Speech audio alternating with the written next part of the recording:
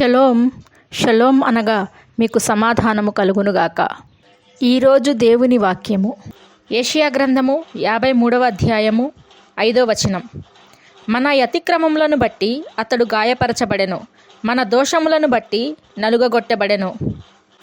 మన సమాధానార్థమైన శిక్ష అతని మీద పడెను, అతడు పొందిన దెబ్బల చేత మనకు స్వస్థత కలుగుచున్నది. బైబిల్లో రాయబడినది సున్నా అయినా పొల్లైనా తప్పిపోదు అని ఆయనే సెలవిచ్చి ఉన్నాడు.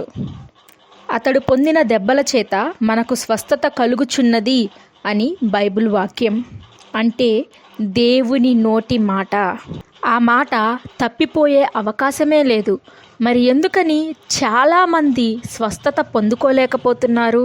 క్రీస్తును అంగీకరించినప్పటికీ, వాక్యాన్ని నెమరు వేస్తున్నప్పటికీ ఎందుకని చాలామంది స్వస్థతను పొందుకోలేకపోతున్నారు?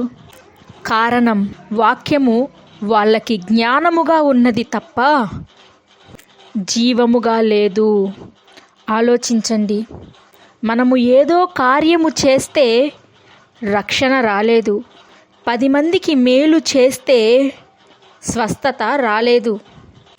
ఇది కేవలము క్రీస్తు ప్రేమ, దేవుని కృప అంతే. క్రియలు కాదు, విశ్వాసము. ఎప్పుడైతే హృదయపూర్వకముగా నీ ప్రతి పాపము కొట్టివేయబడింది, ఇక ఏ శిక్షావిధి నీకు లేదు, నీవు సిలువలో మరణించావు, తిరిగి క్రీస్తు లెగిచినప్పుడు నీవు లెగిచావు, నీది నూతన జన్మ.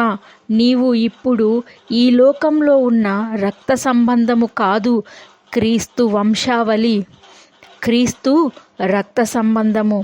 ఎప్పుడైతే నువ్వు ఈ అవగాహనలోనికి రాగలుగుతావో అప్పుడు అపవాది నీ జీవితం మీద ఎటువంటి కార్యము చేయలేదు. విశ్వాసమే.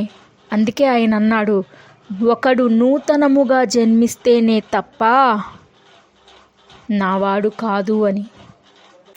ఆయన వారు ఆయన ఇచ్చు ప్రతీదీ పొందుకుంటారు. కాబట్టి ఈ తలంపులలో నీవు ఈనాడు నూతనముగా జన్మించు.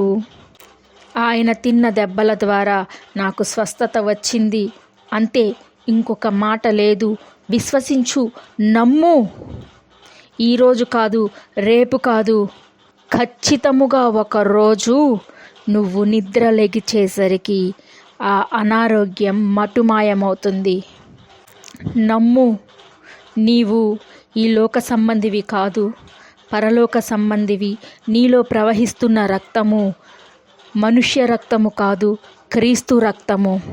ఎప్పుడైతే నీ క్రియల వల్ల కాదు, కేవలము క్రీస్తు కృప వలనే నీవు నీతిమంతుడుగా, నీతిమంతురాలుగా ఎంచబడుతున్నావు అని నువ్వు ఎప్పుడైతే గ్రహించగలుగుతావో అప్పుడు ఏ చీకటి నిన్ను ఏలలేదు. ప్రార్థన. దేవా, ఈ వాక్యము వింటున్న నీ ప్రియులు శరీర సంబంధంగా ఆలోచించేవారుగా కాకుండా ఆత్మ సంబంధంగా ఆలోచించేవారుగా, ఆత్మ సంబంధమైనటువంటి ప్రతి ఆశీర్వాదాన్ని పొందుకునేవారుగా, క్రీస్తు ఈ లోకంలో ఉన్నప్పుడు ఎంత ఆరోగ్యంగా జీవించారో అటువంటి ఆరోగ్యాన్ని స్వతంత్రించుకొని జీవించి సాక్ష్యముగా నిలిచేవారుగా ఉండునట్లు సహాయము దయచేయమని యేసు శక్తి కలిగిన నామమున అడిగి వేడుకొనుచున్నాను తండ్రి. ఆమెన్.